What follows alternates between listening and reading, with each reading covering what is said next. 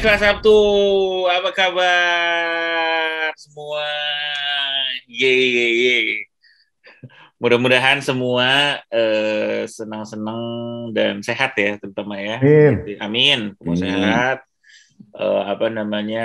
Karena ini masih jadi prioritas kayaknya ya untuk kelompok pencapir pada saat ini. Kesehatan. Kesehatan, betul. Kesehatan ya, masih tetap gitu ya, karena kasusnya masih banyak. Kemarin gue cerita nyokap gue juga positif. Terus sekarang alhamdulillah udah negatif, tapi adik gue sekeluarga lagi positif. Terus kayaknya banyak juga ya teman-teman ya pokoknya yang ring satu dari kita gitu ya, teman kantor atau misalnya apa gitu, itu jadi kena juga. Jadi tetap pencapir mohon untuk selalu dijaga kesehatannya, prokes. Gitu, prokes dan anti-kes enggak ya?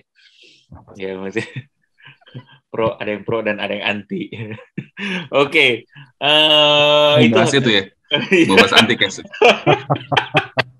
Bin, satu lagi dong, Bin. Apa buat para kelompok pencapir yang ada di Ukraina, semoga aman-aman. Iya, betul. Semoga semua aman-aman saja. Betul, mudah-mudahan sehat dan pokoknya krisisnya segera berakhir ya. Segera berakhir. Ya, karena itu memang jadi concerning lah ya sekarang ya pada saat ini sesuatu yang lagi seru. Betul. Thank you. Nah, seiring dengan keadaan sekarang gitu ya, seiring dengan keadaannya kemarin pandemi gitu, terus udah gitu juga pasti berpengaruh sama ekonomi, dan ekonomi itu salah satunya market. Dan market itu tuh economic situation itu sangat berpengaruh. Akhirnya salah satu part yang sering kita lihat itu adalah job market. Ya, job marketnya tuh jadinya kayak gimana sih gitu ya, job market seperti apa, orang jadi susah, apakah seorang jadi lebih sulit mungkin kompetitif untuk dapat kerja gitu ya. Sekarang jangankan untuk cari kerja ya, banyak sekali orang yang udah ada kerja aja gitu mungkin harus meninggalkan pekerjaannya karena banyak lah pandemi kemarin. Jadi itu salah satu part yang kita pengen lihat gitu. So market dari pekerjaannya jadi seperti gimana. Nah, sekarang kita pengen ngobrol nih mengenai gimana nih ada salah satu profesi atau misalnya kerja ya, bagaimana tempat kerja, workplace ya, yang suka menjadi banyak bahan pembicaraan ya, bahan pembicaraan oleh kita. Incaran, ya kenapa? Karena dianggapnya mungkin bisa banyak belajar mungkin dari sesi compensation benefit juga, karir, cara belajar apa ya adalah di kantor akuntan publik. Ya kantor akuntan lah ya, itu mungkin kalau Big Four itu disebutnya kantor akuntan publik kan ya, atau consulting firm, apa namanya sekarang tuh? Kantor akuntan publik plus consulting. Plus consulting, plus itu segala macam. Untuk itu, kita untuk ngebahas mengenai itu, kita mengundang nih salah seorang yang sudah meniti karir ya, dari mungkin cycle-nya kayaknya harusnya udah cukup full lah ya, dari mulai masuk terus sampai jadi partner di kantor akuntan publik. Ya ada yang biasa bareng sama kita adalah Raki. Tapi kita ada satu bintang tamu hari ini ya, yang kita undang jauh-jauh dari sebuah kota pelabuhan yang terkenal di area Jawa pada saat ini dan zaman dulu juga ya.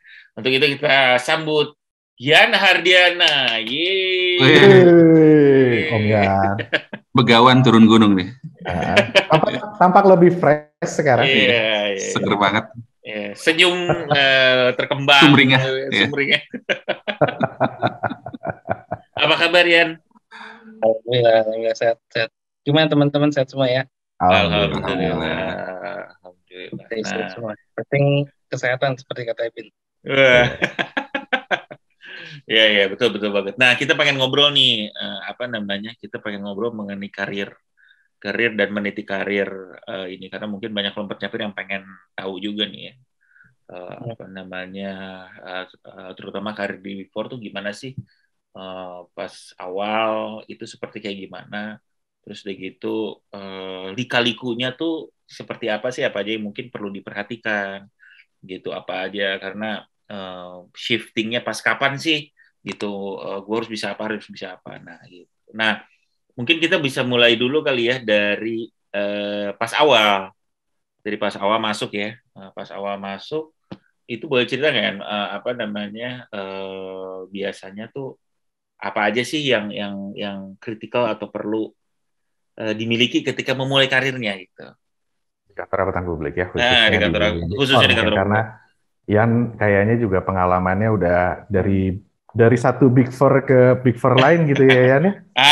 Ya nanti kita bahas juga nih. Untung cuma ada 4. Kalau ada 10, panjang itu ya pindah-pindahnya. Gimana ya? Boleh cerita nggak pas ininya apa namanya?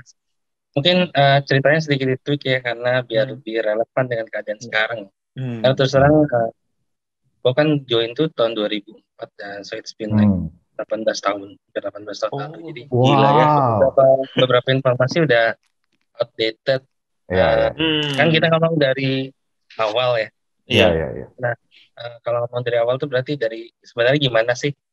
Bukan hari pertama di situnya tuh, tapi gimana mau masuknya nih. Ini sekarang soalnya karena kita melihat job market ini lumayan semakin kompetitif ya. Jadi memang proses seleksi pun akhirnya banyak sekali improvement dan modification sih.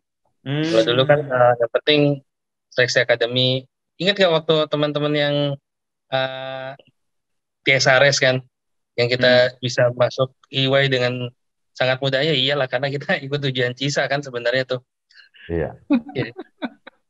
Tapi jalan ke sini memang yang saya lihat, apalagi waktu di Big Four ini ya, kita lihat proses rekrutmennya udah mulai lebih sulit ya, lebih selektif. Saya ngambil contoh misalnya Deloitte aja, kan karena kalau di Deloitte kan gue kadang-kadang terlibat gitu. Jadi di Deloitte sendiri dan terus terang gue cukup kaget ya, ternyata talent sekarang tuh sehebat itu ya. Jadi kalau di Deloitte itu pertama memang seleksi akademis, nggak cuman dari nilai raport ya, tapi udah nilai raport lagi. Malah lagi ngurusin anak kecil ini gitu raport. Nggak cuma dari nilai IPK, tapi lihat juga kemampuan akademisnya, prestasi-prestasi lainnya. Anak-anak zaman sekarang tuh lumayan haus prestasi sih. Kalau trio ambisi. Betul. Jadi gue kadang-kadang kalau ngeliat mereka pun, gila gue minder banget nih. Kalau lihat. Nah, jadi lihat dari situ, habis kita ketemu beberapa selection, kita coba untuk minta mereka datang untuk tes. Tesnya sih simple lah, bahasa Inggris, basic taxation. Ini kalau di Deloitte Tax ya. Ya, ada math, kayak gitulah. Nah, dan nilainya juga sebenarnya bukan di nilainya, kita passing grade-nya juga nggak gede-gede amat. Cuma memang dilihat dari prestasi-prestasinya. Nah, kemudian ini nih step berikutnya nih yang menurut gue sih lumayan bikin pusing, karena ada focus group discussion gitu. Nah, pada saat focus group discussion itu kan benar-benar dilihat mereka tuh apa ya, personality-nya seperti apa, eagerness untuk majunya seperti apa gitu. Dan the whole cycle semua dilakukan dalam bahasa Inggris kan. Nah, kalau gue balik lagi nih, kita ke refleksi kita 20 tahun yang lalu kan, yang bisa bahasa Inggris full kayak ini berapa orang sih? Gitu kan. Ya maksud gue untuk ngobrol kayak gaya-gaya anak muda zaman sekarang yang satu kalimat penuh itu ada 2-3 frase Inggris. Tapi untuk full berdebat, bicara masalah berpikir secara konstruktif, menyampaikan ide secara dengan narasi yang lebih terstruktur gitu. Itu kan bukan sesuatu yang gampang gitu. Iya. Waktu pertama gue lihat kualifikasi seperti itu, gue cukup menyangsikan sih. Apa iya ada? Ternyata banyak men sekarang. Banyak. Jadi buat teman-teman yang lagi kuliah gitu sekarang ini dan memang berpikir untuk masuk ke dunia akuntan publik, pertama bahasa Inggris itu bukan sesuatu yang harus lagi, tapi udah embedded lah, itu it's gonna be your second language lah. Bahasa Inggris udah your second language udah nggak ada tuh yang namanya gue baru belajar udah nggak bisa tuh, udah nggak bisa karena for sure kalau lu bahasa Inggris lu keteteran nggak bakal bisa masuk seleksi buat Big Four. Bukan karena lu nggak qualified ya, bukan karena lu nggak punya kemampuan untuk bekerja di sana, tapi buat masuknya memang somehow dibuat untuk seperti itu. Gitu loh. Terus kedua, salah satu yang masalah kita zaman dulu tuh orang suka malas ngomong atau sungkan menyampaikan pendapat. Iya. Ya kan. Nah, untungnya sih gue kebantu gara-gara kita banyak ikutan organisasi gitu loh. Ya kan. Betul loh. Itu sangat dibantu karena kita bisa menyampaikan pendapat, biasa berpikir kan. Bukan hanya secara bukan akademis juga, bahkan kita cuma menuangkan apa yang kita pelajari ke dalam buku tulisan, tapi kita mempresentasikan seperti itu nggak bisa. Public speaking itu udah harus punya sekarang. Bahkan untuk masuk aja ya. Hanya untuk masuk aja udah harus bisa public speaking. Bukan untuk jadi direksi. Karena presentasi di depan gitu loh. Bayangkan kita presentasi, kita melakukan debat dan semua dalam bahasa Inggris untuk tema yang mungkin baru dikasih pada saat proses seleksi itu. Dikasih waktu sejam buat baca, terus tiba-tiba harus ngomong ngoceh gitu. Nah itu yang menurut gua sulitnya untuk masuk kantor akuntan sekarang tuh seperti itu, karena nggak cuman karena lu IPK-nya 4 gitu loh. 4. Bukan hanya itu ya. Itu perlu ya. Tapi bukan hanya itu. Dan sekarang kan persyaratan minimal IPK 3, tapi gue bisa jamin yang apply IPK-nya 3,5 tuh banyak banget. Iya. Betul. Anak-anak sekarang tuh IPK-nya emang gede-gede ya. Iya, jadi dulu kan kita punya Magnificent Seven tuh, ini the level. Everyone is magnificent gitu. Wah, gila. Itu yang gue lihat karena gue kan terlibat di proses rekrutmen dan terus terang gue amazed sama anak-anak banyak seperti itu, dan yang namanya organisasi atau kegiatan informal itu menjadi sangat penting saat ini. Gitu. Interpersonal itu jadi sangat penting ketika kita mau masuk. Kenapa? Karena proses berikutnya ketika kita udah keterima, udah lewat focus group discussion kan interview.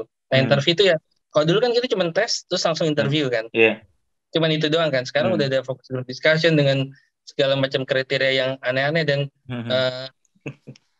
gue pengalaman di Pricewaterhouse juga memang dari 2008 bahkan udah seperti itu di Pricewaterhouse. Udah memang susah. Kenapa sih? Karena memang dicari anak-anak yang A-type. Nyari anak A-type. Nah, ketika semua orang nilai akademisnya udah sangat bagus, nyari yang A-type kan akan jadi semakin sulit kan sebenarnya. Gitu loh. Jadi memang tesnya juga eskalasi pressure-nya juga dibikin lebih besar gitu. Lu bayangin mereka fokus group discussion, dikasih tema di tempat, harus bikin presentasi, ngomong di depan dalam waktu sejam. Gitu. Dan banyak yang bagus.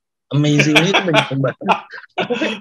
Jadi ini susah banget ya. Biasa ya kayaknya anak-anak. Banyak yang bagus sih amazingly. Amazingly itu banyak yang bagus. Banyak yang, dan memang anak-anak sekarang terlatih. Jadi gua ngelihat emang pola atau skema rekrutmennya memang disesuaikan untuk mencari anak-anak zaman sekarang gitu loh. Anak zaman sekarang yang terbaik. Memang anak-anak yang emang haus achievement. Cuman kan yang dicari, yang kita seleksi di terakhir itu adalah sebenarnya yang bagian paling susah nih pada proses interview. Jadi kita cuma ngeliat ke motif gitu loh. Gritnya gimana. Ya kan? Karena kalau Hmm. pintar, dia ambisi segala macam, tapi gritnya gimana? Karena itu yang bikin kerja di kantor akuntan itu cukup tough. Oh, Kita oke. butuh anak-anak yang punya grit. Dan Hmm. grit itu apa ya? Gua menyebutnya konon sesuatu yang agak rare sekarang. Gitu. Oh, Kalau menarik ini, menarik ini. kalau gue pribadi ya kadang-kadang gue lebih suka eh, orang-orang yang datang dari keluarga kekurangan Karena ada atau yang grit memang itu. selama sekolahnya dia bekerja Hmm. ngebantu. Nah, kenapa? Karena 10 tahun terakhir gue ngeliat orang-orang dengan background seperti ini mereka bisa sampai ke level-level tertentu gitu. Fighting spiritnya lebih tinggi mungkin ya. Betul. Jadi mereka punya alasan untuk bertahan di sini gitu. Punya alasan bertahan di sini.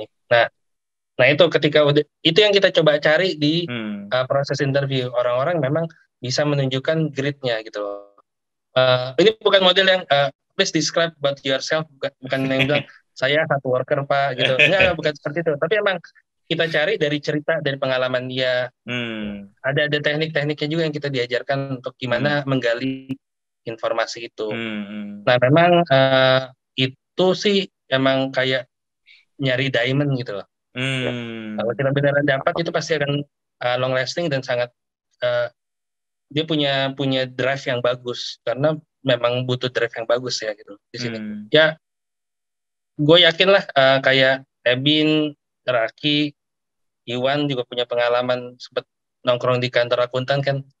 Ya kalau nggak punya drive nggak bisa bertahan gitu loh. Iya, gua banyak yang kayak gitu. Gue persis tuh apa yang lo ceritain tadi ya, bicara nyari drive, nyari grit nih si orang ini. Biasanya tapi gue kalau misalkan udah dapet, nggak lama dia pindah ke Big Four. Karena tetap dicari. Makanya kenapa gue bisa cerita ini karena kita judulnya kan tentang Big Four. Iya. Oh, keren. Oh, jadi sekarang makin kompetitif ya, Sangat kompetitif. Karena mencari talent dengan kualifikasi akademis yang baik itu bukan hal yang unik sekarang. Susah ya, betul. Nggak susah. Jadi kayak misalnya lulus 4 tahun kan sekarang lulusnya jadi 4 tahun lagi ya. Susah untuk lulus sebelum 4 tahun gitu. 4 tahun. Bahkan ada yang 5 tahun. 5 tahun tuh belum tentu mereka males ya atau mereka ngapain. Tapi biasanya ada yang menarik nih, ada yang ngambil gap year misalnya. Boleh gap year-nya ngapain? Ikutan Abang None lah, ikutan exchange lah. Dia terus bantu ngerintis usaha startup lah. Gue ini anak sekarang aneh-aneh banget. Ya. Benar. Serius. Nggak ada tuh yang gap year ngapain? Mendalami capsa. Nggak ada.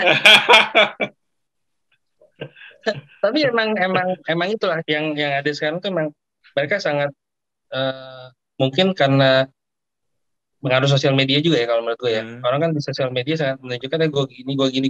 Jadi mereka saling berlomba-lomba jadinya. Nah, itu yang kita cari. Tapi kan sebenarnya yang dibutuhkan itu adalah grit. Beneran punya drive atau enggak gitu. Karena untuk di level-level awal kan sebenarnya nggak yang fantastis banget juga gitu. Nah, gimana nih di level-level awal tuh lebih apa sih yang lebih diperlukan untuk bisa untuk dia bisa berakselerasi, berkarya dengan maksimal gitu. Karena sebenarnya untuk 2 tahun pertama ya kan kalau di ini pada umumnya di kantor akuntan level pertama itu kan namanya level associate. Biasanya didesain untuk 2 tahun. Terus level senior associate itu ada yang 2, ada yang 3 tahun. Terus asisten manager atau supervisor ya kali ya bahasanya. Itu 2 tahunan. 2 tahun lah. Terus manager biasanya 3 tahun, senior manager 3 tahun, director variatif lah. 2, 3, 4 tahunan gitu. Baru terakhir partner kan. Nah, jenjangnya kan begitu. Nah, untuk 2 tahun pertama sebenarnya yang dilihat buat teman-teman itu kita cuman pengen mereka bisa melakukan basic instruction lah Do the details lah gitu, do the Gila details. ya. Ya kan, do the Masuk details. susah-susah hanya ngerjain basic instruction. Itu benar karena sharing sama teman-teman juga. Gue pernah punya staff lulusan salah satu universitas termuka di UK. Jadi kita nggak usah pertanyakan bahasa Inggrisnya ya. Terus, do you speak English? What do you mean? SMP Singapura, SMA sama kuliahnya di UK gitu loh. Terus kalau kayak gitu malah dipertanyakan apakah Anda bisa berbahasa Indonesia sebenarnya gitu ya. Kasus dia sih emang ya, kita cukup struggle ngajarin dia bahasa Indonesia. Cuman karena kita juga banyak handle klien MNC, jadi ya nggak terlalu bukan faktor yang terlalu krusial, menariknya ya. Nah, beberapa yang seperti itu tuh suka malah concern karena dia merasa, wah, gue tidak dihargai. Apa nggak dihargai? Karena cuma disuruh ngerekapin dokumen, disuruh fotokopi atau nganterin dokumen gitu. Jadi ngerasa kayak gue ini kan cum laude, gue ini dari universitas bagus gitu. Jadi buat mereka hal seperti itu seperti under appreciate apa yang mereka punya. Gitu. Nah, ini bagian-bagian challenge sih sebenarnya, dan gue ngobrol sama teman-teman di Big Four lain pun kita ngalamin hal yang sama. Masalah dengan talent-talent yang kita kejar itu, sebagian punya isu seperti ini. Gitu. Gue nggak bilang ini sesuatu yang salah ya, tapi memang pada akhirnya kan ini klise banget sih, pada akhirnya semua adalah pilihan ya. Memang klise, tapi kita kan nyari orang yang memilih untuk stay di tempat kita. Nah itu yang agak susah terdetek dari proses rekrutmen itu. Itu hampir bisa gue pastikan itu nggak bisa kedetek gitu. Ada anak yang udah sangat willing segala macam, terus setelah sebulan bilang, kayaknya ini bukan passion aku, Kak. Iya. Menarik nih ya. Menarik. Nah, makanya kalau ada yang ngomong gue pengen banget kerja di Big Four, pertanyaan gue adalah apa yang lo pengen, apa yang lo tahu. Iya, betul. Sebenarnya itu dulu. Karena orang lebih banyak ngelihat ke prestisnya, ke brandnya gitu loh, tapi nggak pernah mencoba memahami dulu daily activitiesnya, daily jobsnya, daily requirement seperti apa. Gitu. Jadi akhirnya banyak yang berhenti di tengah jalan karena mereka juga nggak siap buat ngadapin hal seperti itu. Gitu. Gue nggak bilang mereka manja atau mereka merasa, kan lagi musim nih kata-katanya apa? Social health, mental health, toxic apalah gitu lah, overwork kayak gitu-gituan gitu. Podcast kesel aja ya. Nah itu dia. Nah, gue nggak ngomong hal yang seperti itu karena mungkin itu benar. Apa yang mereka deskripsikan mungkin benar, tapi memang sampai hari ini itu adalah yang dibutuhkan sama industri. Industri memang bergerak seperti itu, dan menurut gue apa yang terjadi hari ini sama yang terjadi 18 tahun yang lalu sama kok. Bahkan saat ini teknologinya lebih mudah gitu. Ada banyak bantuan teknologi, jadi untuk bilang bahwa sekarang lebih berat, lebih gini, lebih gitu, memang agak fair menurut gue. Agak nggak fair buat gue, karena menurut gue yang dialamin waktu sebelumnya itu lebih sulit karena begitu banyak keterbatasan saat itu. Ya kan, kayak sekarang gue ngambil contoh deh, kayak misalnya komputer gitu ya. Kita punya laptop sekarang kan kemampuan untuk memproses datanya lebih cepat itu. Gue dulu pertama kali dapat laptop ada back sound-nya, kipasnya udah berbunyi-bunyi gitu loh. Terus yang kalau udah mulai ngebuka data yang banyak, nge-hang, nge-lag gitu loh. Bisa sampai sejam, udah ngerjain sejam terus tiba-tiba dia shutdown sendiri, hilang semua gitu. Sekarang kita memastikan hal itu nggak pernah ada gitu. Tapi ya selalu aja ada yang dipermasalahkan. Nah, itu yang menurut gue sih agak sulit kedetek dari proses interview gitu loh. Karena benar-benar ketika mereka udah masuk, mereka baru tahu what it takes to survive. Ya. Gitu. Karena menurut gue 2 tahun pertama itu ada emang masa adaptasi sih. Masa adaptasi. Kalau lu nggak bisa adapt, mending berhenti sih, benar gitu. Karena dari situ udah bisa kelihatan sih ke depannya bakal seperti apa.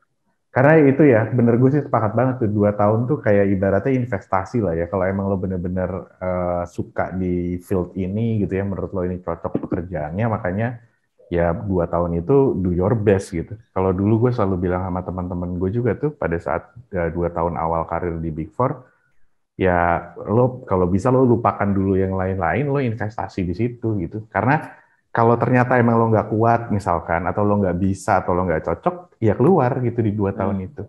Ekspektasinya kan after 2 years, ya either lo maju terus gitu, atau tadi lo keluar gitu. Jangan lo udah 5 tahun terus, gue nggak cocok, kan lo nggak butuh 5 tahun gitu untuk tahu cocok nggak cocok. Jadi 2 tahun menurut gue sepakat banget. Nah ya, tadi kan Ian juga cerita ya, dan rata-rata menurut pemahaman gue di berbagai kantor akuntan dan khususnya di Big Four, leveling itu kan rata-rata hampir sama ya. Ada yang menggunakan istilah yang beda-beda lah. Tapi mulai dari masuk pertama, kemudian junior associates, senior associates, ada yang bilangnya junior auditor, senior auditor. Kemudian masuk ke managerial level, baru nanti masuk ke ada director tadi yang bilang gitu, terus ke level partner. Menurut gue sih kita nggak perlu bicara yang detail-detail per level gitu ya. Tapi besarannya kan sebenarnya ada di associates level gitu ya, under di level manager. Ada di managerial level lah ya, gitu bisa dibilang. Kemudian ada di top level. Kalau gue permudah gitu ya, kira-kira pembagiannya gitu ya, Ian ya. Apa sih yang membedakan di masing-masing level ini, Ian, sebenarnya, Ian? Oke. Jadi kalau kita ngomong associate seperti yang disampaikan terakhir tadi, itu memang periode di mana kita harus adapt ya. Itu benar-benar saat di mana kita benar-benar ngebentuk seseorang associate ini untuk siap berkarir di tempat ini gitu. Makanya kalau seperti yang Raki bilang 2 tahun itu mereka belum nggak bisa beradaptasi atau ngerasa nggak cocok segala macam, yaitu periode 2 tahun itu maksimum mereka untuk resign. Karena udah lewat dari itu namanya udah buang-buang waktu kalau menurut gua ya. Betul. Sepakat banget. Jadi 2 tahun itu. Jadi memang apa yang dibutuhkan di 2 tahun itu emang benar-benar ngebentuk diri. Yang Raki bilang lupakan segalanya, kayaknya itu yang terjadi sama gue ya. Itu terjadi sama banyak orang, including me, including gue. Itu yang terjadi 2 tahun pertama emang yang untung zaman kita tuh nggak banyak sosial media ya, nggak ada yang tahu gimana ya. Udah ada Facebook tapi waktu itu. Ya itu yang gue lihat dan gue ekspektasi ke associate level tuh sebenarnya adalah bagaimana mereka bisa menghandle pekerjaan mereka dan melakukan instruction as required gitu loh. Nah, nilai-nilai plusnya mungkin ada di inisiatif, kemampuan atau kecepatan belajar, gitu kan. Terus kadang-kadang sih how far mereka mau nge-push dirinya, nge-stretch kemampuan dia gitu loh. Kadang-kadang kan ada yang oke gue minta tolong A, B, C gitu loh. Dia A, B, C, D, E. Nah, itu nilai-nilai plus yang sebenarnya kalau lo emang kerja di Big Four dengan kesungguhan hati, itu akan terbentuk sendiri. Gitu. Lo akan terbentuk sendiri. Tapi kalau misalnya A, B, C, dan lo hanya A, B, C, itu kadang-kadang kita pertanyakan, ini sebenarnya dia mau lebih maju nggak sih? Gitu. Itu yang kita lihat. Itu yang dibutuhkan sebenarnya di level associate. Makanya kita di level associate itu nggak butuh yang super-super pinter banget gitu loh. Bahwa kita suka orang yang kreatif, kita suka orang yang mau ngulik kayak gitu.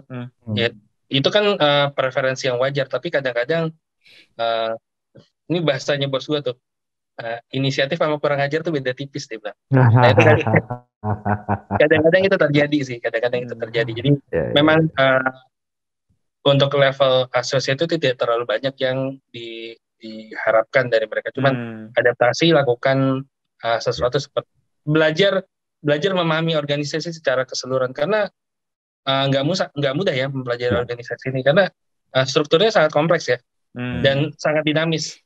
Ya Raki ngerasa kan ya, sangat dinamis, karena hari ini kita begini, besok kita belum tentu begitu. Akan selalu ngikutin perkembangan dan sangat agile, cepat banget pergerakannya gitu loh. Nah, itu yang kita butuhkan, yang diharapkan dari level associate. Hmm. Nah, begitu masuk ke level senior Yan, tuh ya sorry motong. ya Terkait dengan level associate. Tapi sebenarnya gue merasa ada sedikit kontradiksi kan sebetulnya. Pada waktu kita rekrut awal, kita ngarepin dapat type person yang creme de la creme lah ya. Orang yang paling bagus di antara di Hertz gitu ya. betul. Lu nyari yang paling pintar, nyari yang paling outspoken, nyari yang lulusan paling bagus dari luar ataupun dari manapun gitu ya. Sedangkan pada waktu lu masuk di associate, itu sebenarnya jadi direduksi, jadi lu mesti ngikutin basic instructions. Sedangkan mungkin ekspektasi mereka dari awal adalah gue udah ngikutin proses seleksi yang begitu ketat, gue diaduin sama semua orang yang kayaknya itu berat-berat semua, tapi pas begitu masuk, kenapa gue jadi kayak dikecilin gitu ya. Dan sedangkan tipikal anak-anak zaman sekarang kan kayak gitu kan, mereka kayak pengen impact, mereka pengen purpose gitu ya. Terus tiba-tiba datang disuruh motokopi gitu ya. Gue pernah waktu itu soalnya inget waktu masih di kantor KAP gitu ya, first day ada anak that first day nih pakai suits, pakai tas kulit, anjir ini siapa nih gue? Pas gue tanya, lu apa? Oh gue FYP katanya. Terus karena dia kelihatan itu begitu terlalu gaya gitu ya, kesel manajernya itu, dia disuruh motokopi dan dia nggak tahu cara motokopi. Besoknya dia langsung cabut ya, karena dia ngerasa bahwa itu ya apa ya penghinaan lah buat dia lah kayak gitu kan. Nah maksud gue hal-hal seperti itu banyak terjadi sih, mungkin bukan di KP aja sih, tapi mungkin kayak di company kayak yang ngejalin program MDP, GDP kayak gitu ya. Hal-hal seperti itu banyak kejadian sih. Tapi maksud gue adalah gimana kita nge-bridging bahwa emang mereka tuh harus bisa ngerjain basic instruction yang spesifik untuk level associate, tapi dengan tidak mengkerdilkan talentanya mereka lah, ataupun creative thinking-nya mereka lah. Oke. Itu memang menarik, dan itu sebenarnya kan yang kita diskusikan di awal ya, bahwa kita nyari type A, dan setelah itu kita interview dan kita dapat. Nah, 2 tahun pertama di level associate ini memang sangat kritikal gitu loh. Mungkin yang kayak kasusnya Iwan tuh FYP, mungkin dia dengarnya first year partner ya. Mungkin ada miskom juga di situ. Nah, kalau gue ngeliatnya begini sih, Wan. Kenapa kita nyari yang type A? Karena kita nyari orang yang memang akan berkarir, kita nyari orang yang akan stay gitu. Kalau gue cuma nyari orang dengan kualifikasi yang mau nurut, itu nggak bakal kemana-mana. Simpelnya gue melihatnya seperti itu gitu loh. Makanya kan kenapa tadi gue bilang orang itu cuma pengen ngeliat, wah ini big brandnya, prestisnya segala macam, tapi nggak pernah mau cari tahu di dalamnya seperti apa gitu. Apalagi saat sekarang yang menurut gue informasi itu bukan sesuatu yang bukan susah sesuatu yang dicari. mahal, bukan luxury, bukan sesuatu dicari, bukan ini lu bisa dapat dari mana aja gitu, lu tahu karir apa segala macam, sampai kadang-kadang informasi gaji itu bisa ada di mana-mana loh, ya kan. Nah, tapi memang seperti yang gue sampaikan tadi juga di awal, kesulitannya adalah ya ketika di level awal ini mereka memang anak-anak sekarang kan pengen, yang gue lihat nih salah satu karakteristik utama generasi yang di job market, baru masuk job market saat ini, mereka memang seperti gue bilang pengen impactful, pengen punya purpose gitu loh. Tapi yang paling gue garis bawahi itu adalah mereka pengen instan. Karena segala sesuatu buat mereka saat ini gampang. Kayak kita dulu mau bikin skripsi, kita nyari kemana-mana kan sumber informasinya. Kita harus ngedatangin tempat secara fisik. Sekarang mereka udah nge-googling juga udah dapet. Apa yang gue pelajari 10 tahun, mereka wah apa ya gitu, terus buka googling udah bisa ngoceh panjang lebar gitu. Nah, kalau gue sih ngelihatnya itu masalah, bahwa ada budaya instan ini, dan budaya kebiasaan yang buat mereka jadi cepat menyerah. Itu makanya harus yang kenapa yang dicari itu adalah grit, punya drive gitu loh. Karena dari awal juga semua tahu ini ada jenjangnya gitu loh. Dan kenapa level pertama itu emang dicari tuh, menurut gue ya, kenapa kita minta mereka untuk obey ya, kita cari yang obedience, yang mau fit sama sistem, karena ini kan sistem gitu loh.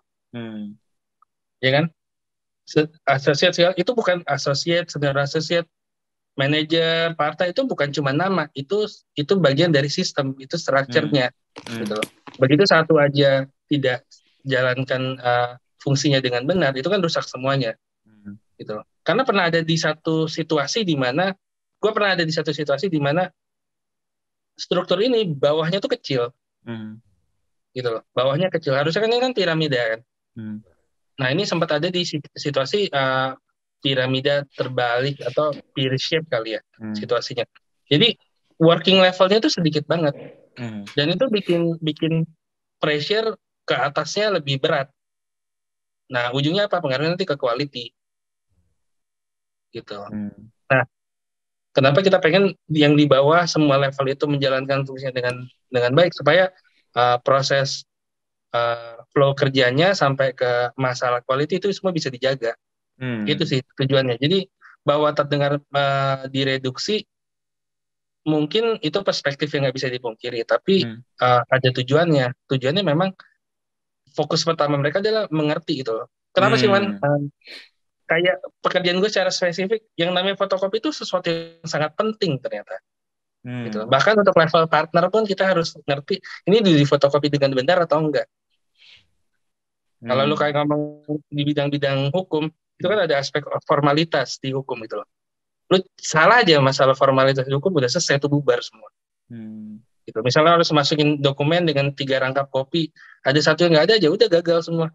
Usaha lu berbulan-bulan mungkin langsung hilang begitu aja. Itu bisa terjadi. Gitu. Jadi memang salah satu hal yang menurut gua isu di dalam organisasi yang besar itu adalah kemampuan mengkomunikasikan hal-hal penting itu ke bawah gitu ya, ke level bawah.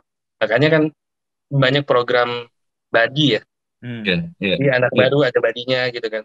Nah, cuman semakin besar, semakin banyak bisnisnya, pasti akan semakin sedikit waktu yang bisa disediakan atau hal seperti itu. Nah, menurut gue itu salah satu isu sih, dan gue keliling ini isu di mana-mana gitu, isu di mana-mana. Selalu bisa direduksi. Kayak terakhir gue di Deloitte itu kita sampai ada mandatory meeting loh sama badi kita. Dislotin waktunya gitu ya. Betul, udah dipasti, dan itu masuk ke KPI gitu. Kayak misalnya kalau manajernya atau partnernya nggak memenuhi itu, kena KPI-nya gitu. Jadi dipaksa untuk ini menjadi sesuatu yang mandatori, tapi apakah efektif? Ya itu depend ya, balik lagi. Ketika ketemu dan yang dibahas itu adalah sesuatu yang mungkin cuma di permukaan aja, mungkin karena waktunya sebentar, atau ada gue nyebutnya apa ya, kesungkanan gitu loh, dari si mentinya untuk menyampaikan sesuatu. Ya itu sih kadang-kadang nggak nyampe gitu. Kalau gue sih dulu kayak pas gue lagi senior itu, gue selalu minta tolong fotokopi, gue akan jelasin fotokopi lo itu penting banget gitu. Ini akan menentukan berhasil atau enggaknya sebuah project. Ya, tapi kan anak sekarang nggak bisa digituin ya. Itu kadang-kadang yang susah. Jadi balik lagi yang pertanyaan Iwan, ya itu sampai hari ini sih masih kejadian, Don. Yang gue cerita tadi juga, yang dia ngerasa gue ada yang sampai milih-milih kerjaan tuh ada loh. Gue cuma mau ngerjain ini aja, gue nggak mau ngerjain itu. Anak masih asosiat tuh ngomong seperti itu. Lu bisa ngebayangin nggak mental seperti itu ketika dia udah naik gitu loh. Ya kan? Karena kan semakin naik semakin banyak juga responsibility dia gitu. Karena gue merasakan ini salah satu tuntutan yang menurut gue agak berat di Big Four, bahwa lu dituntut untuk well round, lu bisa semuanya, gitu. Bahwa kita judulnya ada spesialisasi, tapi pada akhirnya kan kalau kita cuma stick sama spesialisasi kita, akan ada potensi atau kapasitas yang nggak kepake. Misalnya, gue cuma mau ngerjain kerjaan yang sifatnya compliance gitu. Gue nggak mau ngerjain kerjaan yang consultingnya, misal ya gitu. Tapi kalau dalam satu waktu kerjaan compliance cuma sedikit, tapi consulting lagi banyak banget, dan tim consultingnya yang memang spesialisasi di consulting nggak bisa nanganin semua, masa kerjaannya kita lepas, ya kan? Jadi kenapa itu salah satu alasan di awal kita nyari orang-orang yang type A, karena kita pengen orang yang bisa belajar, bisa terus expand, bisa di stretch. Karena gue ngalamin loh, gue punya manajer yang ternyata kapasitasnya udah mentok, udah nggak bisa gue apa-apain lagi itu loh. Nah kalau udah kayak gitu mau gimana? Kenapa? Karena satu hal, kalau kita terus mempertahankan dia itu kan jadi toxic ya, dalam konteks ini toxic. Kita nggak bisa menjaga motivasi dia juga kan. Gue nggak bisa terus semangatin, tapi kita tahu emang kapasitasnya udah sampai di situ aja. Nah, anak-anak yang di bawahnya akhirnya kan akan bekerja sama orang yang menurut dia nggak kok nggak asik ya, kurang oke. Gitu. Nah, bos-bos di atasnya bingung sama dia, kok gue kasih kerjaan ini dia nggak bisa. Nah, kita nggak, yang gue lihat sih, kenapa nyari type A, nyari pembelajar, cari orang yang punya grit, karena emang akan terus berkembang gitu loh. Jadi kayak gue loncat sedikit ya, kayak senior itu apa sih? Sebenarnya senior pekerjaannya sama aja kok, cuman senior udah punya pekerjaan untuk mereview, gitu loh. Jadi kenapa dia melakukan review, kenapa dia udah melakukan planning yang kecil-kecilan, karena dia udah pernah ngerjain yang detail-detailnya, dia tahu isunya ada di mana. Dia tahu kalau misalnya ada, kita harus submit dokumen ke pengadilan seperti ini, dia tahu nih harus seperti apa aja, dilihatnya seperti apa gitu. Seperti yang gue bilang tadi, ini kan ini nanti dari seniornya kasih ke manajernya kasih ke partner. Itu yang dilihat tuh sebenarnya hal yang sama kan. Gitu. Ini kan proses filtering, memastikan kualitasnya benar. Nah, kalau yang di bawahnya merasa itu pekerjaan yang nggak penting dan dia nggak melakukan dengan benar, itu kan akan ngebebanin terus ke atas.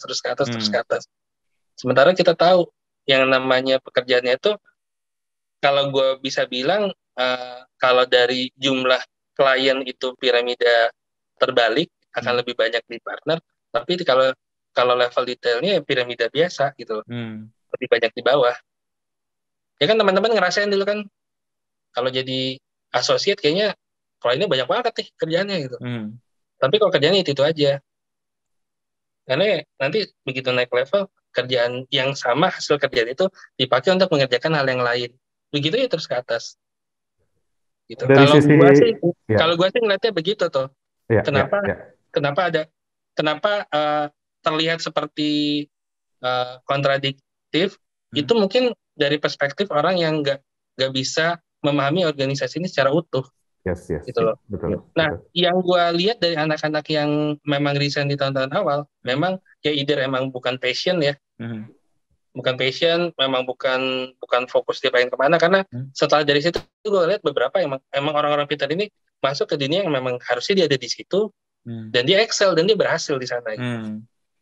Atau yang second kind ini yang menurut gue cukup gue sayangkan, orang-orang emang ya udah nyerah aja. Ya kalau gue bilang sih ini ya, apa namanya, kalau sebenarnya ya balik lagi ini buat teman-teman semua, bicara tadi type A minus gitu ya, type B plus gitu, itu tentunya kan masing-masing persepsi, masing-masing kantor pasti punya kriteria gitu ya, yang dibilang type A, itu seperti apa dan segala macam gitu. Dan toh dari kalau kita bicara Big Four aja ada 4 gitu ya, kantor akuntan, dan yang besar-besar lainnya juga sebenarnya masih banyak. Dan apa namanya, gua rasa ya tadi ya, salah satu bicara type A itu pasti bicaranya persepsi dari masing-masing. Tapi yang tadi Ian sampaikan ngomongin masalah tingkatan gitu ya, dan bentuk piramida tadi kan bicara kualitas ya Ian ya. Jadi bahwa kalau bicara pekerjaan, kualitas dari junior, senior, manager sampai ke partner, ya modelnya akan seperti piramida gitu, bahwa pekerjaan dikerjakan oleh yang bawah, direview oleh atas, terus naik ke atas. Itu yang sebenarnya skema quality yang dijaga oleh masing-masing kantor akuntan dan juga sebenarnya consulting firm gitu, di mana-mana, including law firm ya yang gue tahu. Nah, tapi mungkin gini ya, ini menariknya ya, maksudnya gini, kalau kita lihat di spektrum yang lebih besar, bahwa ada law firm tadi, ada consulting firm, ada si accounting firm. Accounting firm ini kan cukup unik ya, Ian ya. Jadi leveling yang cukup rigid dan panjang itu sebenarnya lumayan dikenal hanya di kantor akuntan. Jadi kalau kita bicara consulting firm, law firm itu sebenarnya dia tidak sepanjang itu, walaupun memang berat gitu ya buat meniti ke atasnya. Kalau accounting firm tuh cenderung panjang dan heboh gitu ya, setiap naik level, wah gitu naiknya susah apa segala macam gitu gitulah. Nah, ada mekanisme ya, ada performance evaluation buat naik gitu ya. Gue sedikit ini aja kasih gambaran ke teman-teman semua. Ada performance evaluation buat naik. Ada yang pakai metode round table, setuju atau nggak setuju gitu ya. Si junior A naik gitu, si senior A naik. Kalau lo buat masalah sama atasan bisa jadi lo nggak naik-naik dan lain-lain. Tapi yang gue tadi ini yang sebenarnya ya cukup menarik. Sebenarnya kan kalau menurut pengalaman gue gitu ya dan melihat teman-teman semua, sebenarnya titik besarnya itu ada 3 kalau menurut gue ya. Ada si associate, si manager, sama si partner gitu. Nah, apa namanya? Boleh nggak kasih gambaran dikit apa sih tadi kita udah bicara panjang ya soal entry dan sampai ke level associate gitu, betapa beratnya ya teman-teman berat gitu ya ada di associate. Dan tadi Ian bilang apa namanya buat naik level atau buat bertahan di sana, menurut gue ya salah satunya ya adalah bicara kesabaran. Itu yang kadang-kadang nggak semua orang punya. Jadi ada orang yang pintar dan sabar, ada orang yang pintar tapi tidak sabar gitu. Jadi itu juga sebenarnya diamond gitu ya. Asal dia sabar mungkin dia bisa jadi partner yang hebat gitu. Tapi mungkin pada saat menjalani level fotokopi tadi dia nggak sabar gitu. Jadinya dia keluar. Kalau menurut pengalaman gue juga begitu. Nah, kalau kita masuk ke level manajerial, Ian, apa sih yang membedakan gitu? Kenapa sih dia harus pakai titel manager gitu di tengah-tengahnya gitu? Apa harus ada level manager? Terus kesannya wah gimana gitu. Nah, boleh nggak Ian cerita sedikit ya? Ian kan juga udah apa namanya melewati fase-fase tersebut gitu. Nah, kalau gue ngobrol sama tetua-tetua ya, yang emang udah levelnya kayak udah dulu memang seperti yang Raki sampaikan kayak lopeng gitu, nggak panjang level. Nggak panjang. Sebenarnya level untuk sampai ke partner cuman just a few gitu. Tapi kan by the time organisasi membesar, melebar gitu kan. Pada akhirnya kan sebenarnya kalau kita ngomong titiknya di masih ada di partnership kan. Di partnership. Karena kan kita bicara ini partnership itu. Sementara untuk menambah partner itu bukan sesuatu yang mudah. Karena begitu kalau dulu managing partner gue ngomong gini, kalau lu nambah partner artinya lu kayak kawin sama orang ini. Ya kan? Lu kawin sama orang ini lu harus siap berbagi segalanya sama dia. Karena itu konsepnya kan literal and legally loh kayak gini tuh. Iya, benar. Tentang partnership. Nah, kalau gue lihat kenapa semakin lama semakin panjang karena emang semakin besarnya industri ini, semakin banyak kebutuhan, marketnya juga semakin besar kan. Karena kan ini sebenarnya berbanding lurus dengan pertumbuhan ekonomi negara itu sendiri gitu. Kayak di Indonesia kan makin karena masih ada sih beberapa negara yang kayak gue nggak bisa negara-negara yang masih kecil ya pendek. Oh, I see. Gue pikir sama rata seluruh dunia enggak ya? Enggak, ternyata enggak. Oh, oke. Title-nya pun ternyata ya beda-beda masing-masing negara apa. Ada poinnya gitu. Dan di negara yang makin besar yang menjadi partner itu akan jadi semakin sulit. Sebagai contoh, pas gua naik ke partnership, tes untuk gua naik partnership programnya itu di negara kayak Amerika dan UK karena kan yang besarnya di sana itu adalah tes atau program untuk naik jadi director. Gitu. Jadi emang levelnya beda tergantung kita di negara ngomong dari region mana, maturity dari bisnisnya seperti apa, ekspektasi marketnya seperti apa itu disesuaikan. Tapi kalau dulu memang benar. Dulu kalau nggak salah senior manager bisa langsung benar gitu. Ya kenapa? Karena mungkin ya dulu kantor akuntan isinya cuma berapa orang kali, ya kan? Nggak sebanyak sekarang. Dulu yang mau diaudit berapa banyak sih, gitu loh, ya kan? Dengan berkembangnya bursa efek, berkembangnya foreign investment, kebutuhan untuk akuntan publik menjadi lebih besar. Betul. Hubungan linear seperti itu, gitu. Yes, betul. Nah makanya seleksi untuk bisa masuk, untuk bisa bertahan, untuk bisa bertahan kualitas menjadi semakin ketat kan, gitu. Nah, panjangnya level ini kalau gue lihat sih itu lebih untuk pertama cater kebutuhan industri itu butuhnya lebih banyak orang. Yang kedua adalah untuk lebih menyaring lah Oke. orang yang bisa sampai ke posisi partnership Oke. gitu. Karena kalau ngambil rasio aja kayak di tempat gua terakhir itu dari 400 orang partnersnya cuma ada 15 gitu. Bisa bisa bisa kelihatan kan, apalagi kalau misalnya lu kayak kantor akuntan perseorangan mungkin partnernya cuma satu. Ya, betul. Kenapa mereka nggak mau nambah partner? Karena kayak kita harus kayak orang kawin gitu, siap nggak buat kawin. Nah kalau macam Big Four kan sebenarnya ini kayak udah menggunakan sistem yang ada, dan yang namanya partner tuh tidak mutlak sebagai pemilik juga gitu loh.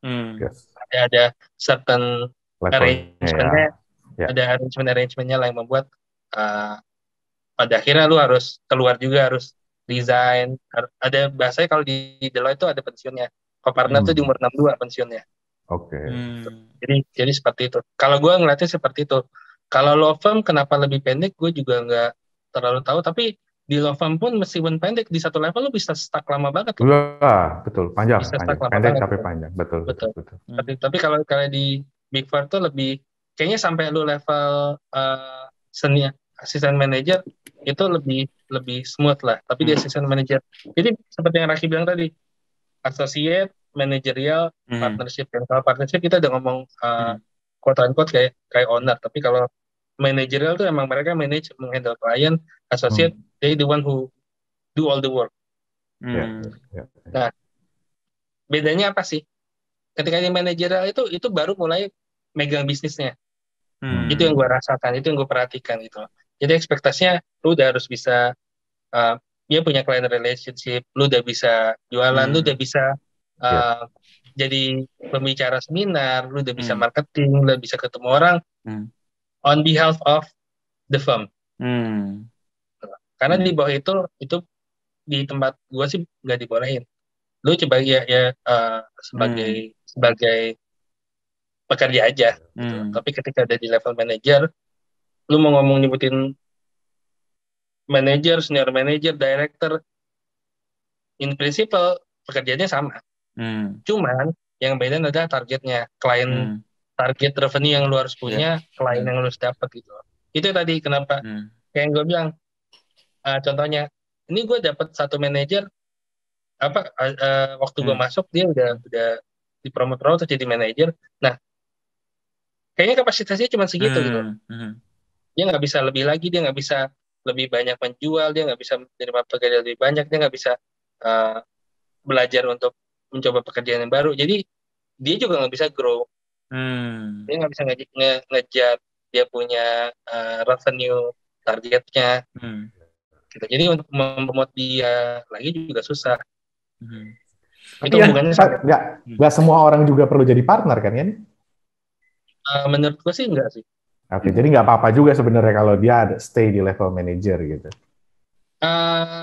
Gini, ini pertanyaan yang punya dua konsekuensi dan punya perspektif yang berbeda. Susah nih. Nah, kalau lu sebagai individual, lu yang ngedrive apa yang lu mau, you drive kan. Lu mau jadi partner, mau jadi segini cukup, umur segini mau retire, mau apa, itu lu yang ngatur kan semua. Dan itu faktornya banyak, dan itu tapi cuma tentang diri lu. Tapi kalau kita ngeliat dari perspektif organisasi untuk tumbuh tuh mereka sebisa mungkin nggak punya orang seperti itu. Gitu. Organisasi itu butuh orang yang untuk selalu bergerak, mau berkembang lagi. Kenapa ya? Supaya bedanya mungkin dengan organisasi korporasi yang lain, kalau semacam accounting firm ini kan, accounting firm, law firm, mereka bisa membesar gimana caranya? Mereka punya partner lagi tuh, partnernya nambah lagi gitu. Bisnisnya lebih besar. Kayak waktu pertama gue masuk, partner cuma ada 3, 10 tahun kemudian kita punya 15 partners. Gitu. Artinya bisnisnya membesar kan, orang anggotanya juga banyak. Kenapa bisa ada yang naik? Karena kita masih punya beberapa orang yang punya drive untuk naik sampai ke atas. Apakah kita punya orang yang udah cukup di situ? Ada, gitu. Dan apakah dia buruk? Enggak. Secara kontribusi, oke. Tapi seperti itu, dari perspektif organisasi, mungkin Ebin bisa kasih pandangan ini. Gue juga butuh pandangan lo, Bin, terkait ini. Kalau gue ngeliatnya gitu, Bin. Dari sisi organisasi, ini bisa jadi toksik seperti yang gue bilang tadi kan. Yang di bawahnya ngerasa dia ngehalangin, atau dia nggak bisa dia nggak memberikan contoh yang bagus. Yang di atasnya juga bikin bingung untuk misalnya naikin manajer atau senior manajer yang lain, karena ya kita punya budget gitu loh. Dia budgetnya nggak pas, dan di Indonesia kan bukan perkara gampang untuk ngeberhentiin orang. Ya kan? Orang nggak perform itu bukan alasan untuk ngeberhentiin kan, Bin? Benar kan, Bin? Undang-undang tenaga kerja nggak seperti itu kan. Nah, ini menarik ya, makanya gue bilang tadi ini ada dua perspektif dari individunya, perspektif dari sisi si organisasi gitu. Nah, lu gimana, Bin, ngeliatnya, Bin? Kalau gue sih melihatnya, spesifik kayak Bin ya. Iya, nggak apa-apa. Karena menurut gue memang kalau dari sisi organisasi itu ya ada yang bilang blocker ya ininya ya. Jadi yang bawah nggak bisa naik karena dia masih ada di situ. Itu satu perspektif. Jadi dia ngeblok. Jadi yang dari bawah kalau misalnya organisasi mungkin gue nggak tahu kalau accounting firm kadang-kadang atau KP bisa agak karena kan bukan cuma satu ya jalurnya. Mungkin bisa ke kiri ke kanan. Tapi kalau untuk organisasi biasa itu mentok, jadi yang bawah nggak bisa naik, terus dia juga nggak perform gitu. So it's one problem. Itu satu. Ada satu lagi ya. Tapi jadi itu ngeblok, intinya sih dia akan ngeblok. Jadi nah itu memang agak sulit sih. Bisa di move, dipindahin ke tempat lain. Ya kalau misalnya kita emang pengen orang yang ada yang di bawah lain, atau yang mungkin kita approach untuk misalnya dia nggak di situ lagi sih, maksudnya pindah company atau dia resign. Karena benar kata Ian, ini harus bergerak dan pengen berkembang, jadi itu suka jadi permasalahan kalau misalnya ini. Dan apa yang biasanya dilakukan yaitu dia pindah ke divisi lain, apakah masih memungkinkan gitu, karena kemungkinan dia nggak oke-nya di sini gitu. Itu satu. Ada juga satu part juga, ini gue ingat satu lagi adalah perspektifnya adalah backbone. Jadi di company ada yang backbone itu kita ingin orangnya memang cukup segitu ya. Mungkin ini nggak selalu ada ya kalau misalnya di accounting. Jadi untuk memaintain certain quality, continuity di satu tempat. Jadi backbone dia cukup sini, nggak usah naik-naik. Dia di sini cukup bagus, nggak apa-apa lama, it's okay gitu ya. Jadi kalau misalnya ada yang bagus ya mungkin dia akan lewat jalur yang lain sehingga orang itu bisa memaintain ininya di sini, dan bukan harus lama ya. Jadi kalau lama pun nggak apa-apa gitu. Kenapa? Karena kalau misalnya untuk korporasi banyak yang perlu seperti kayak gitu, karena knowledge of the company ya, jadi lama tahu gitu. Oh ini biasanya kayak gini. Ini klien kita biasanya ngerjain kayak gini. Customer seperti apa? Jadi perlu juga, karena kalau misalnya semuanya pengen naik, ada juga yang melihat bahwa itu jadinya changes happens too fast ya.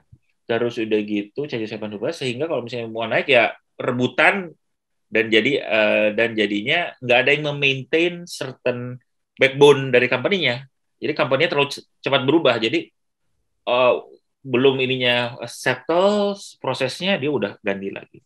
Tentunya mungkin kalau consulting firm agak beda karena changes is the identity of the organization gitu ya. Lo nggak bisa stay gitu. Cuman kalau misalnya kayak manufacturing, kalau misalnya kayak ya corporation yang lain itu suka ada tuh spot-spot di mana orang yang akhirnya orang yang udah lama sampai pensiun even di situ untuk memaintain si certain proses. Itu sih yang menurut gua ada di organisasi. Nah, yang menarik adalah mungkin ya how to adapt. Ya, mungkin kayak tadi Raki bilang, lu punya karir nih ya dari sesuatu yang cukup rigid, spesifik dan kompleks, lu naik ke seseorang, lu tiba-tiba dikasih bisnis. Ya, gue nggak tahu apakah tiba-tiba atau enggak ya. Lu kasih bisnis, ada target, lu harus jualan, create network, terus udah gitu nanti ke atasnya lagi kan ada switch yang lumayan beda gitu. Karena kalau misalnya contoh gue auditor ya, auditor kan ada certain yang harus gue lakukan nih kerja ini, terus udah gitu berikutnya mungkin gue harus melakukan sesuatu yang ada target yang which is sebenarnya gue nggak familiar gitu. Nah, Bin, gimana? kalau ini ya Bin ya, Nah, tambahin dikit Bin.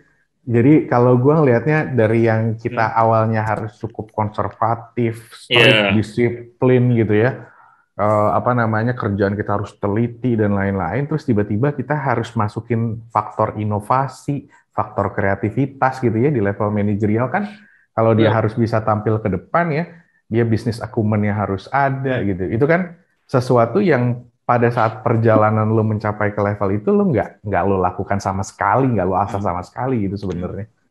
Gitu ya Bin ya. Iya betul, terutama jualan. Maksudnya Ya. gue ya faktor jualan terutama, bukan terutama ya. Salah satunya yang cukup gede dan cukup berbeda gitu. Lo kan pas awal masuk nggak jualan kan, bener. gitu. Betul. Dan itu gue alami sekali dan itu susahnya minta ampun. Nah, gimana ya? Lo how to adjust lah gitu, adapt terhadap itu punya requirement biasanya atau?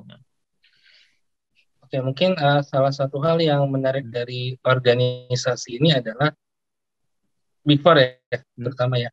Bahwa memang dari awal kenapa kita cari orang pembelajar ya. Kenapa kita cari itu stereotyping lah ya. Dan menurut gua kadang-kadang itu overuse ya. Kayak apa sih type gitu. Double A, triple A kayak baterai aja kan. Cuman ya, itu yang akan ketika lo googling mengenai requirement Big Four gitu, pasti kata-kata itu muncul. Ya. Dan seperti kata Raki, whatever it means ya, tapi kata-kata itu muncul. Nah, tapi memang yang dicari kenapa orang punya pembelajar, kemampuan baca kegiatan seperti itu ya, karena bisnis requirement untuk masing-masing level itu kan selalu berbeda dan perubahannya itu akan sangat cepat gitu. Bahkan, lu akan dikasih dikasih equipment untuk bisa melakukan itu, tapi sebenarnya are you necessarily are you properly being trained by the firm? I don't think so. Kalau kita bicara secara formal, tapi informal itu ada. Kenapa? Karena whether you like it or not, di sini tuh kita banyaknya memang learning by doing ya. Tapi yang paling gua rasakan adalah kita belajar itu dari atasan kita. Gitu. Kenapa? Karena setiap kegiatan apapun dilakukan secara tim. Itulah kenapa kita spiritnya kan tim. Kenapa strukturnya jadi seperti ini. Semua tim, semua terlibat, semua penting sebenarnya. Gitu. Nah, jadi seperti yang gue bilang tadi, harus mengerti sebenarnya apa sih requirement dari tiap-tiap level. Gitu. Jadi sering berjalan level, lu juga jadi semakin tahu. Sebenarnya kayak masalah jualan, itu pelan-pelan lu akan belajar gitu. Itu akan terbawa. Gimana yang gue rasakan ya, yang tertanam dari alam bawah sadar pertama adalah kebanggaan gue bekerja di situ. Gitu. Itu secara nggak sadar, secara informal lu akan quote-unquote mempromosikan tempat lu nggak selalu bisa ngelakuin ini itu segala macam, itu pasti itu akan terjadi begitu aja. Nanti gue minta pendapat lagi soal ini. Terus yang kedua yang gue rasakan adalah karena setiap sales pitch dan segala macam itu bos nggak pernah datang sendiri, dia ajak tim. Itu istilahnya shadow meeting. Shadow meeting. Apa itu shadow meeting? Itu adalah lu datang ke situ untuk witness, untuk learn, but not involved. Iya. Nah, hal seperti ini yang mungkin akan jarang lu dapetin di tempat yang dimana segregasinya kelihatan jelas gitu. Kalau di sini kan sebenarnya seperti gue bilang, ya kalau di organisasi lain kan yang namanya level paling bawah ketemu bos paling atas tuh susah banget gitu kan. Jenjangnya banyak banget. Ketemu ya lu ada di ruangan meeting bareng sama dia udah alhamdulillah ya. Iya, di sini mah ya lu bisa meeting ya mungkin seminggu beberapa kali ya bareng sama partner lu, sama senior lu segala macam. Lu harus ngejelasin sesuatu sama partner lu. Emang dipaksa gitu, dipaksa. Nih gue kasih satu contoh gimana itu semua berhasil di gue. Artinya gitu, apa yang dilakukan organisasi secara keseluruhan, gimana cara dia bekerja itu berhasil di gue. Jadi gue ingat tahun 2006 itu gue masih associate tahun kedua. Gue meeting sama senior gue datang. Habis itu senior gue tiba-tiba harus pergi. Udah, bukan meeting, gue datang ke satu klien ngerjain sesuatu lah. Meeting. Nah, terus senior gue pergi, manajer gue cabut juga gitu. Tiba-tiba financial controller ini datang masuk. Lu bayangin gue associate financial controller nanya, Yan, gue mau nanya dong gini, menurut lu gimana? Nah, pertama, karena gue selalu dilibatkan dalam setiap diskusi. Terus kedua, gue juga diajak untuk ngelihat presentasi. Akhirnya ya yang gue lakukan sesimpel mimicking aja. Gue ikutin aja apa yang mereka biasa lakukan. And it works gitu. Jadi memang itu pembelajaran secara nggak sadarnya ada. Itu yang gue rasakan sih, Bin. Dan itu kenapa gue selalu kalau meeting gue selalu ngajak nih anak-anak level senior, manajer datang gitu loh. Dan gue kadang-kadang maksa mereka untuk bicara presentasi gitu. Itu yang terjadi karena gue tahu bahwa begitu lu jadi manajer tiba-tiba lu harus bisa segala macam itu gitu. Iya. Oh, oke. Tapi di sisi lain organisasi juga memberikan tools. Gitu. Ada pelatihannya. Kalau di pengalaman gue di Deloitte di Pricewaterhouse itu memang ada trainingnya, sales pitching, presentation, bahkan how to dress up aja ada, gitu ya. Jadi emang itu tuh ada persiapan. Kalau kayak Deloitte itu bahkan mereka untuk manajer baru mereka bikin kayak semacam bootcamp. Kalau di Pricewaterhouse dari asisten manajer ada bootcampnya lagi. Beberapa hari lu bootcamp nyiapin diri ke sana. Karena kalau sebenarnya kan asisten manajer itu adalah gimana lu mulai ngambil role-nya manajer. Jadi itu loh, kenapa kalau gue lihat seperti yang Raki bilang kan 3 utama itu adalah associate, manager, sama partners ya. Jadi ketika dipanjangin itu sebenarnya ada posisi-posisi yang melakukan fungsi secara beririsan. Jadi ketika lu naik, jadi gitu yang gue rasakan. Ketika lu naik, lu tuh bukan meninggalkan role yang lama, tapi lu nambah role baru. Gitu loh.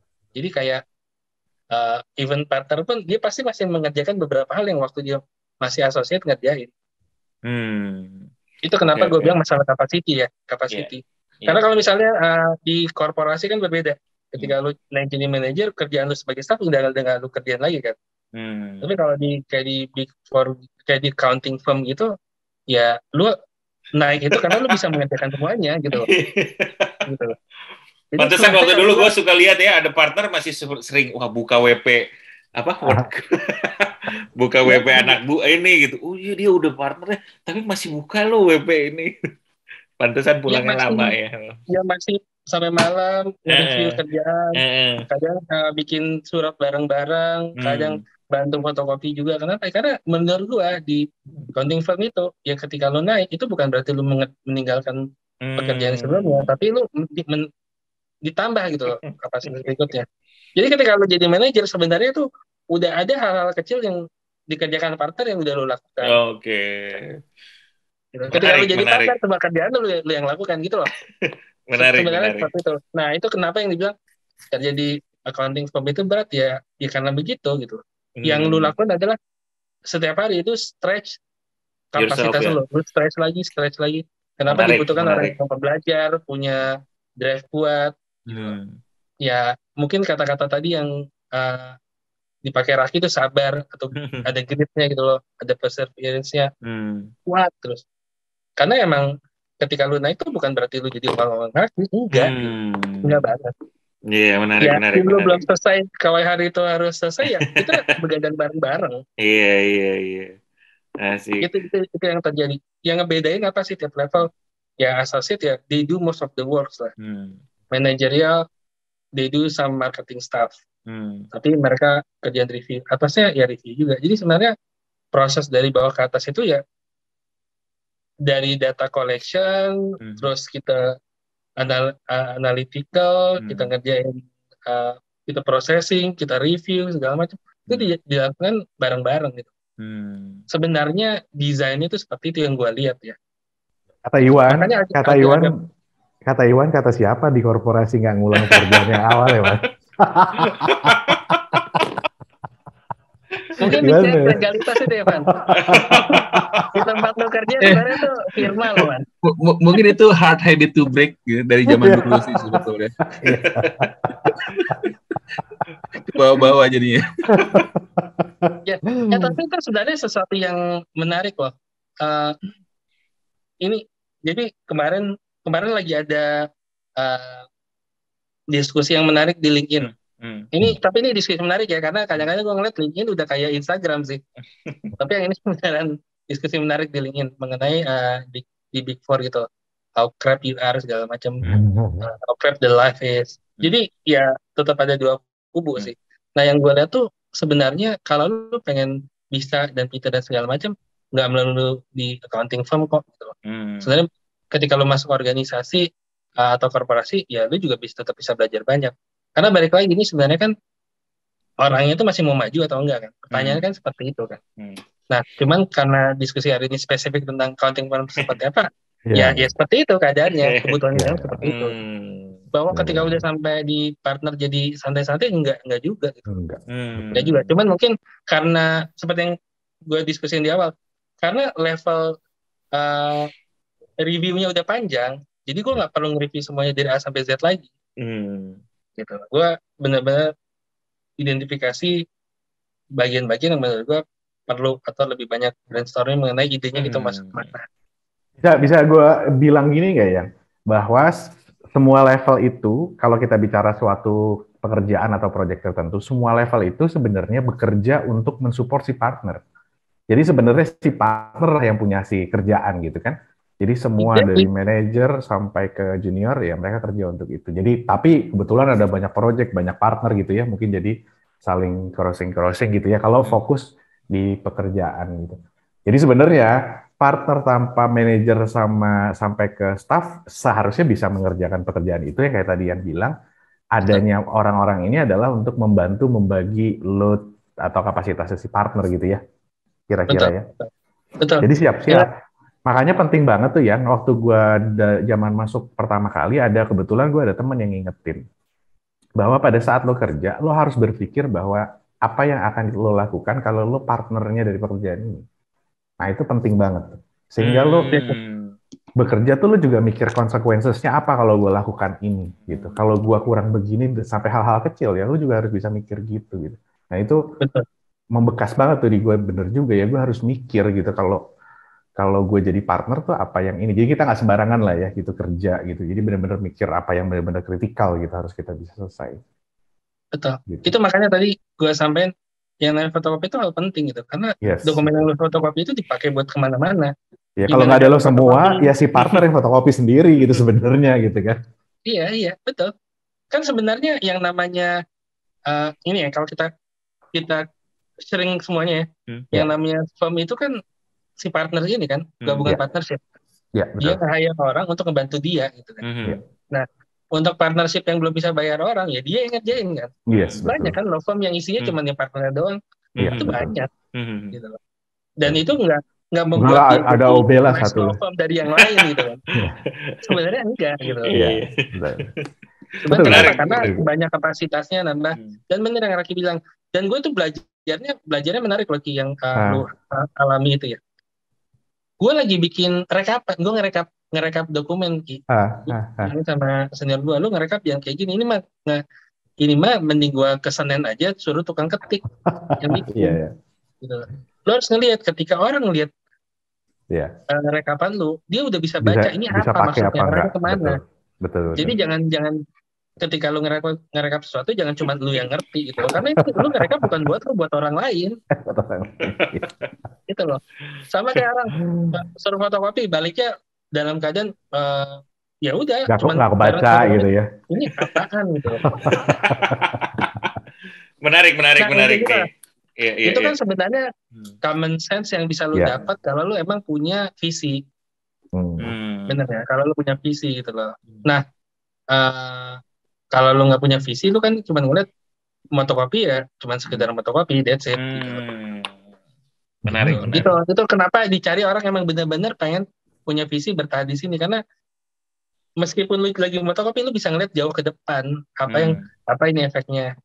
Iya. Apa manfaatnya, apa Sambil kepentingannya gitu. nerawang gitu ya, fotokopi nerawang. Terus ada teman di samping lo, jangan ngimpi lo gitu. Makanya Wah. sebenarnya tapi jujur loh, ini sebenarnya salah satu yang ngedrive itu adalah kan memang mimpi gitu. Iya, betul. Benar nggak sih mimpi? Betul. Bahwa kita tahu memfotokopi ini menjadi sesuatu yang hasil fotokopi ini adalah sesuatu yang penting nantinya, gitu loh. Itu juga kan salah satu bentuk perwujudan dari mimpi lu gitu loh. Bahwa yang lo lakukan itu bagian dari sesuatu yang lebih besar. Nah, ketika lu punya orang yang ngelihat fotokopi hanya sekedar fotokopi, memang benar kali ya. Mungkin bukan dikerdilkan, tapi mungkin memang dia tidak melihat dia ada di situ. Benar. Iya. Kalau dia ngerasa dia nggak ada di situ kan, buat gua ya ngapain gua tahan? Betul. Karena mungkin dia bisa lebih berkembang di tempat lain. Iya. Ini sangat menarik nih ya. Ini gue banyak dapat beberapa reflection lah ya.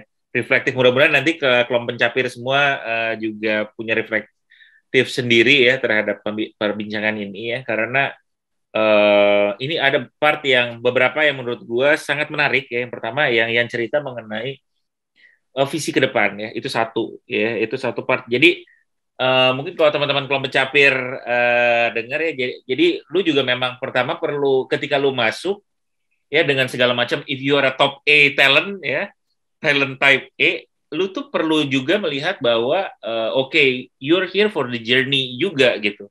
Jadi ada journey-nya, dan kenapa ini semua diperlukan tuh, kenapa apa journey yang lu lakukan itu semuanya tuh penting untuk membuat lu bisa sampai ke ujung gitu. Nah, ini yang mungkin kita perlu elunya juga perlu punya ya, maksudnya si orangnya ini perlu punya visinya, gue pengen ke sini, dan ini satu. Juga ternyata kalau misalnya gue dengar dari ceritanya banyak diinfo juga gitu, jadi kayak misalnya lu tadi dikasih tahu, lu jangan bikin ini karena ini bukan buat lu ya, tapi lu juga give insight terhadap kerjaan lu gitu. This is why you're here gitu ya, ininya gitu. Jadi ada part take ownership value. lah. Take gitu ownership. Ya. Raki juga tadi kan cerita. Ini kalau misalnya lu pemikiran lu harus pemikiran partner nih, karena memang that is the critical. Jadi misalnya ini part yang sangat penting menurut gue ya. Jadi kenapa? Karena ya dari yang misalnya gue alami, gue tuh merasa ini kok kayak gini gitu ya. Ini bukan sesuatu kalau misalnya gue mungkin beda ceritanya, karena memang ini kayaknya gue emang nggak pengen di sini. Terus gitu kan beda lagi gitu ya. Terus gitu, cuman kok untuk orang yang misalnya memang pengen ada di situ, maksud gue adalah karena karirnya kan sangat ini ya, if you want to develop, ini adalah tempat yang sangat menarik, stretching ya. Ian juga banyak cerita tadi, ini nge-stretch kita banget, bahwa kan each and every level itu nge-stretch lu gitu ya. Jadi part-partnya itu sangat menarik ya. Jadi part yang pertama itu adalah visinya, lu harus this is what you want, ya lu harus lihat itu ke depan, dan journey-nya tuh memang ada gitu ya. Memang ada journey-nya, dan semua itu ternyata kritikal gitu. Ya, Ian aja cerita fotokopi, iya memang, karena this is like critical. Si fotokopi itu critical, not some like job yang even lu ngerekap aja tuh, rekapan lu itu adalah rekapan yang kritikal juga gitu. This is not like a simple work, tapi lu add value terhadap si seluruh prosesnya. Rekapan lu itu add value terhadap prosesnya. So I think this is very important untuk lu mindset. Satu juga mungkin untuk yang kedua juga mungkin kayak orang mungkin manajer atau yang seniors-nya juga penting untuk banyak mengingatkan teman-teman yang baru nih, karena kan kalian dikasih tahu, hey, lu pikir ini lu ngerekap bukan untuk lu, jadi dia juga punya pandangan, sehingga karena kadang-kadang mungkin perlu ditunjukkan juga ya, ditunjukkan atau dikasih tahu visinya seperti kayak gimana, show them, misalnya untuk teman-teman yang sekarang jadi manajer atau senior, show them why is it important, why you do this, why it is impact, what is the purpose, kalau yang tadi Iwan tanya kan, what is the purpose-nya apa? Ya, this is the purpose, why is it important, perhaps it is not instant, perhaps it is not like, the impact is not directly now, but it is impactful and it's big for the whole organization gitu. Jadi itu part yang menurut gua kritikal juga. Salah satunya lagi yang menurut gue penting itu ya Big Four ini adalah kalau misalnya gue dengar dari ceritanya tadi itu apa ya, versatile ya. Jadi lu memang orang yang memang kenapa lu ada di situ karena lu memang atau misalkan apa namanya, lu perlu kayak akhirnya itu emang jago semua. Ya bukan semuanya dalam hal itu ya, tapi lu ketika masuk capacity lu dan apa fokus dari pekerjaan lu harus bisa jago gini, lu harus belajar nanti untuk bisa ngerjain ini. Ketika partner lu harus jago di sisi ini. Jadi lu memang satu, lu harus learner ya, lu jadi nggak ada ceritanya tuh lu nggak pengennya begini, lu harus mau belajar, terus udah gitu lu pengen apa namanya, mau belajar itu kayaknya salah satu yang paling penting ya di sini ya, kalau dengar ceritanya Ian tadi, soalnya lu kayaknya nggak bisa bukan cuman ya, lu nggak bisa, even kalau di beberapa kan misalnya di corporate kadang suka ada, ya lu orang sales ya lu dari awal ya emang sales aja gitu, lu orang finance ya finance aja, HR aja. Ini kayaknya nggak bisa seperti kayak gitu. Nggak, maksudnya the organization memang require lu untuk jadi orang yang ya oke, di segini lu bisa gini, fokus, jago banget, lu detail banget, keren banget di sininya. Lu bisa istilahnya dalam tanda kutipnya lu motokopinya jago banget, lu ngerekapnya keren banget. Ketika itu dan lu di other part, on the other stage of your life, of your career, lu harus jago gimana managing orangnya bagusnya kayak gimana, mulai jualannya, presentasi, public speakingnya gitu, terus dan terus sampai atas juga apa namanya, kalau jadi partner another different requirement ya, jadi lu grow-nya memang menarik. Dan ini mungkin kenapa ini sih sebenarnya adalah karir yang sangat menarik karena akselerasi karirnya,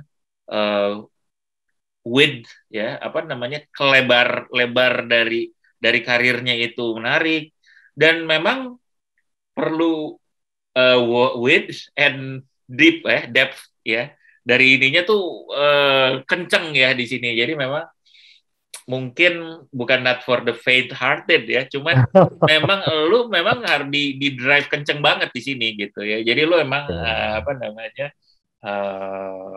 menarik lah ini apa namanya ada di sini. Jadi karena kadang-kadang benar ya Iwan tadi give apa namanya sebuah perspektif yang kadang-kadang iya gue kayak gini gitu. Jadi kerasa kontradik kan ketika menjalaninya kan. Oh kenapa gue kayak gini gitu. Why? Nah ini semua banyak dijawab di dalam kelompok Capu dan episode Why. Start with Why di episode kelas 1 kali ini. So terima kasih banyak ya Ian ya. Ya untuk sharingnya. Nah ini Iwan nih ada penambahan silakan. Nambahin satu hal. Ini mungkin sesuatu hal yang Ian tidak bilang di sini sih. Di balik karir Ian begitu gemilang, cuma 6 tahun dari manajer jadi partner di Deloitte, bayangin coba. Yang orang nggak tahu adalah Ian itu tiap hari bisa lembur sampai jam 2, jam 3 pagi. Terus dia berjauhan dengan keluarga gitu ya. Namanya aja udah Ian hard worker dia. Ian itu punya visi dan dia beneran punya grit buat mewujudkan visinya tersebut. Jadi mungkin itu sih yang paling penting sih. Maksudnya benar nggak ada sesuatu yang instan. Mungkin yang butuh 6 tahun. Tapi 6 tahun itu mungkin adalah 10 tahun yang dikompres jadi 6 tahun gitu. Dengan long hour work. Oh iya betul. Jadi ya baik lagi bahwa dari awal, karena ingat banget waktu Ian pertama kali kerja di PwC, Ian udah bilang dari awal, Wan gue pengen jadi partner suatu saat. Yang di saat itu gue cuma mikir kayak, gue pengen kerja doang sih sebenarnya. And man without vision, sedangkan Ian itu udah satu step di depan gue pengen jadi partner gitu. Gue perlu lihat. Dan ya itu beneran bisa ngewujudin visinya itu. Sekarang jadi partner udah retire, maksudnya dengan di atas dia berhenti gitu ya. Cuma maksudnya ya udah itu dia mau jadi apa lagi? Cita-cita lu, visi lu udah kecapai sekarang ya gitu. Jadi ya hal yang perlu kita ambil adalah buat anak-anak yang sekarang, jangan lupa bahwa di balik kesuksesan kayak misalkan Ian ini ada kerja keras dan visi yang tetap dipegang teguh selama ini sampai akhirnya bisa capai ke situ.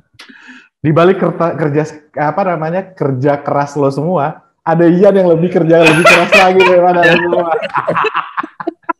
Makanya gue tuh suka ketawa lah sama sekarang kan ada yang gini, cukup 1 jam bekerja saja, Anda bisa kaya. Iya itu langsung ngerusak mental orang loh. Tapi nggak tahu aja beneran dari kripto untungnya ya, makanya. Makanya cuma sejam. Oke. Sip. So terima kasih banyak ya Ian ya, insight-nya, terus udah gitu juga tadi Iwan cerita inspirasinya juga berarti dan to show sebenarnya what's behind this ya Iwan ya. Jadi kita bisa dapat inspirasi juga. So terima kasih banyak semua kelompok Capir yang ada di rumah juga. Mudah-mudahan ini sesi ini sangat menarik nih sesinya ya. Yes. Mudah-mudahan teman-teman silakan undang yang lain ini karena ini sesi yang very insightful. Ya. Alright, sampai ketemu. Terima kasih ya, terima kasih semua. Bye bye.